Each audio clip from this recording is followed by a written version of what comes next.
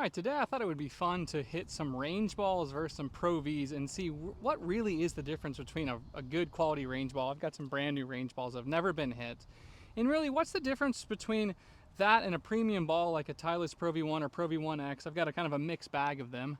And where, if you're hitting range balls versus Pro V1s on like a launch monitor, like where should you be looking as like this is the major difference? So let's hop in. I'm going to start with doing lob wedge. I kind of have my idea of what the problem is with these balls, but I'm going to wait and kind of show you the data just so that you're not like misinformed when you're hitting on Trackman or you're hitting on launch monitor or in a lesson. You'll kind of see what the difference is, because there's not very many places where you're getting to hit, you know, full on good golf balls, you know, when you're in a lesson. So I'm gonna start off by hitting a couple of lob wedges, kind of typical 80-90 yard shots, and I'm just gonna kind of show you the difference in the data. All right, and I'll make sure that the grooves are clean as always. Hopefully I hit some good shots. All right, that was pretty good. It was a little bit of a low pull. And so the things that I'm looking at are going to be not necessarily anything with the club head speed. Obviously the ball is not going to affect the club head speed, but I'm going to be looking at the ball speed, the spin, and the launch basically. Like how high is it launching, how much spin is it producing, and how much ball speed am I losing. So that one, the ball speed was 72, it carried 81 yards. It actually launched pretty good at 28 at 11,000 spin. So that was actually, for a range ball, pretty good. Now again, these are brand new. That's typically when I'm hitting like an 80-90 yard shot, I'm trying to launch the ball around 30 degrees. If you haven't watched my wedge video, I kind of go over all of that. Okay, let's hit another one.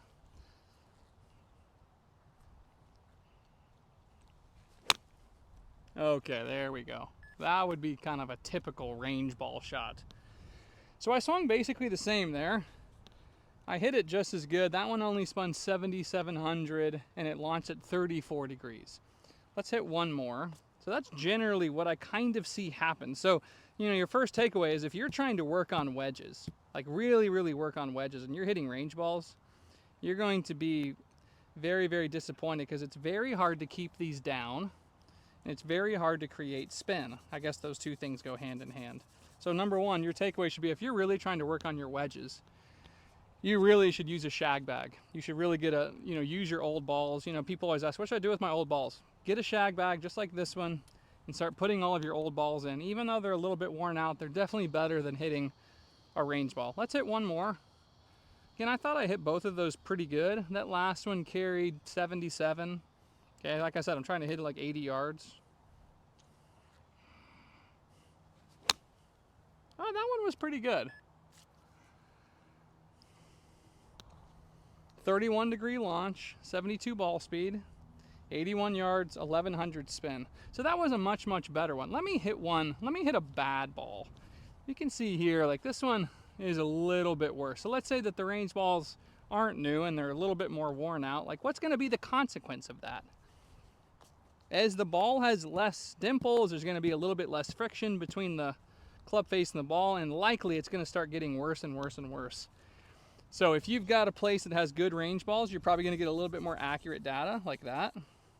But if you don't, if you have balls like this, I would almost bet money that this is going to launch higher, almost like a flyer. Oh my gosh, that just launched. I can't even tell you how high. So 77 miles an hour. That ball speed was actually better than the other ones. That just launched 38 degrees at 6,600 spin. That's basically like I just hit that shot out of the rough. And that was a pretty worn out range ball. So when you are hitting your wedges, I would recommend using the best of the range balls, because what I have found is that the range balls affect the wedges the most. As we work through the bag, and you'll see this because I'm gonna hit some of the shots, you'll see that it gets a little bit better or less noticeable with the Pro V1 versus a range ball on like a 6 or 7 iron. Okay, let's hit just one or two of the, this is the Pro V1, yellow Pro V1. These are all pretty brand new here, these range balls. All right, let's see what I do. I'm hitting these good so far. I should probably go play. Oh, that's by far the lowest one I've hit. Okay, so 77 club, 74 ball, 27-degree launch, 11,000 spin, 10,908, 86 yards. So you can see there's definitely a difference in the ball. It's not drastic, but it's definitely, it could be frustrating if you go to the range and you're like, I want to really work on flattening my wedges, and then you go hit some old range balls that launch at 37 degrees. That doesn't mean that you're not doing a good job. You just have to be aware enough that the balls are probably going to launch a little bit higher. Let's do one more. And secondly, don't work, if you want to work on your wedges, do not hit range balls. Like go somewhere where you can hit some balls like into an open field or a short game area and hit your 80-yard wedge shots. There, that may be challenging for some people. I definitely know some places where I could go do that. They don't have to be necessarily golf courses. Okay, I'm going to try to flight this one the same. Oh, that's nice. It's dead straight. There's a blue flag I'm aiming at. You probably can't see it. 76 club, 75 ball, 29 degrees. Didn't get the spin.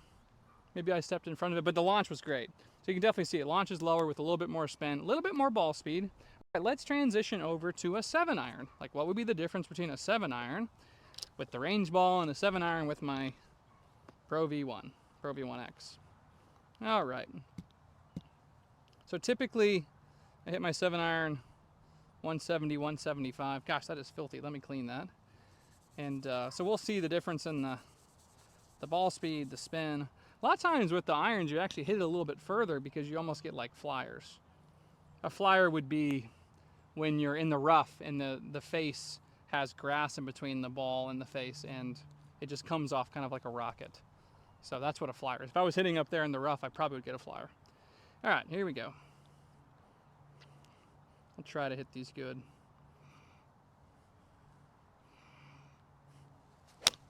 Ooh, I did hit that good. It's a little left. All right, 88 miles an hour of club head speed. That's not bad. 122 ball, 7,600 spin, 15-degree launch. Pretty good shot. Those metrics are not that bad for a typical 7-iron. And that's what I'm kind of saying. I bet you when I hit the Pro V1 well, it's going to be about the same. So you're not seeing as much of a difference between the irons versus the wedges. Let's do another one. Just kind of curious. There we go.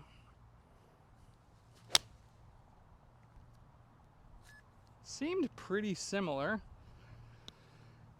121 ball speed, 17-degree launch. Pretty much about the same. 7,500 spin, 166.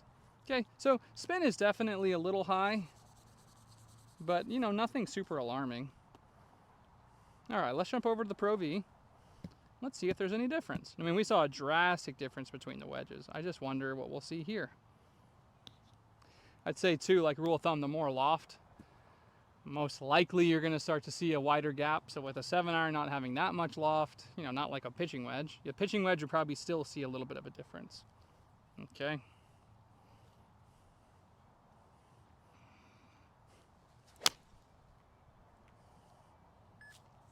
I hit that pretty good. 88, 121. So pretty much the same numbers on the ball speed. 15-degree launch at 6,900 spin. So a little bit less spin. Thus, I carried it 170. I think it was 169.2. So, if you're looking at the data and you're in a lesson or you're a coach or you're hitting on a simulator and you're noticing that you're not hitting it quite as far, maybe you're hitting a little bit further, it's probably marginal with like your mid-irons like that one was. Like, I don't even know if I would notice that when I was playing very much. That's not that surprising though that it launched a little lower, just because the range ball was launching higher with the wedge. It's probably going to launch a little lower with the mid iron. Hey, let's do one more. Then we're going to do some driver. And again, I'm not trying to swing any faster. I'm just hitting the same shot. That was probably my best one.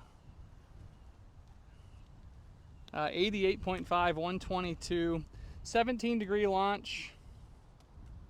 7,200 spin, 169. So definitely, actually, we just went down to 16-degree launch. So a little bit lower, a little bit less spin. So if you're on the range and you're on Trackman and you're hitting it with a little bit too much launch and spin, you know, sometimes we'll try to fix that in our swing when it's really just the ball. So hold loosely to some of these numbers when you're just on the driving range and you feel like you're not doing that bad of a job at delivering the club how you want. Okay, let's see what the driver does here. Now, from my experience when hitting driver, there's not a huge difference in the numbers, especially at the launch. Now, what we're going to see is there's definitely a difference in the ball speed. Like anytime I post somebody's swing with driver, I almost always have them hit good range balls or good Pro Vs because it definitely goes further. Okay, let's do a couple. Again, this is have no effect on club head speed. This is all just ball speed.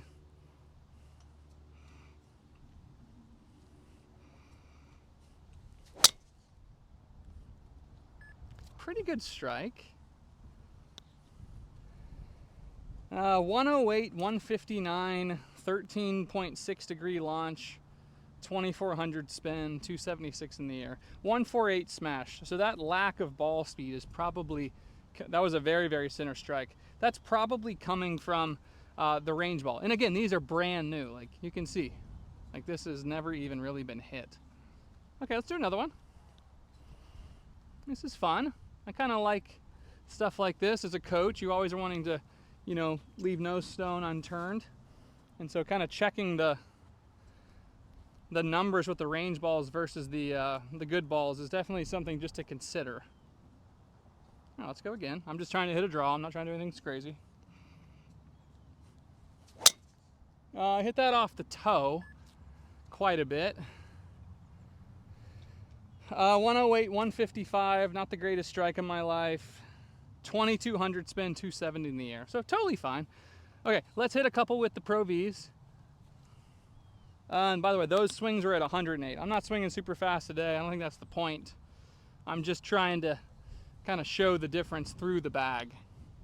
And you can see so far, like 2200 spin with the range ball, 2400. Yes, I towed it, but it wasn't excessive. Like that honestly would be fine. So you're gonna see your numbers with a driver not be as dramatic as the wedges. All right, let's see if I can hit one good.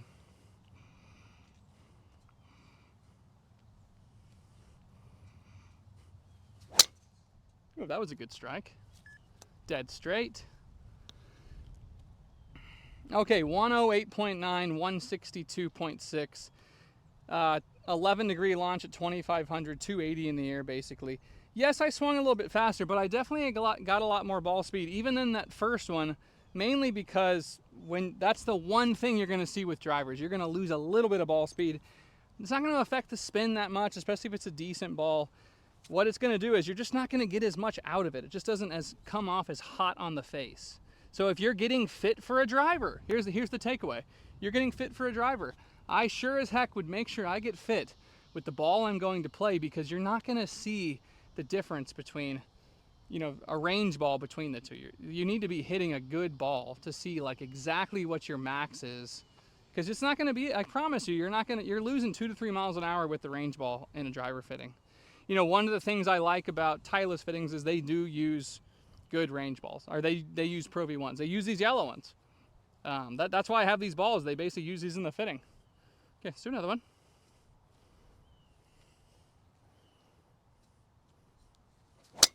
Ooh, I hit that good too. Same shot and same delivery. 108, 162, 149 smash, 13 degree launch angle, 2700 spin, 280 in the air. Kind of interesting that it spun a little bit more. Let me hit one more range ball. I didn't hit it quite as good with the last one. So let me hit one more just to see. Again, these are, you know what, and I'm gonna hit a terrible range ball at the end. I'm gonna find the worst range ball in that basket, and I'm gonna hit that just so you guys can see like what could happen. Again, these are brand new. This looks fantastic. Hopefully I have one more. Maybe I need to hit 2 more. We'll see.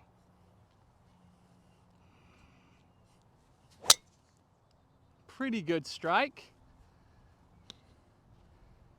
There you go. 108, 159. Pretty good strike. Came out very, very straight. 2600 spin, 274. It's just the lack of ball speed. Okay, let's find, just for fun, I'm going to find a really, really terrible ball. Oh my gosh, here we go. Look at this gem. This is the one we needed. Can't even read it. What do you think we're going to get here? This is going to be kind of fun. I don't normally hit these, so this will be kind of fun to check. So I've been getting anywhere from 158 to 162 with 2600 spin, about 275, 280 in the air. Pretty typical for me. All right, let's see what we got. Good old range ball. Oh my gosh. The shot tracer on that's gonna be pretty good. So 108, 151 ball speed, 15-degree launch at 3200 spin. That just went 250 yards in the air. So all that to say, make sure that you don't read too much into range balls. If you are, try to use good ones. You're gonna have most of an effect at the lower end of the bag with the short stuff. And I think the other takeaway is if you're doing any yardages, if you're really trying to do some gapping, if you're getting fit for a driver, definitely try to get yourself with some good balls, and that will surely lead to better numbers. Hopefully you liked the video. Leave a comment. If you haven't, subscribe, and good luck in your next round.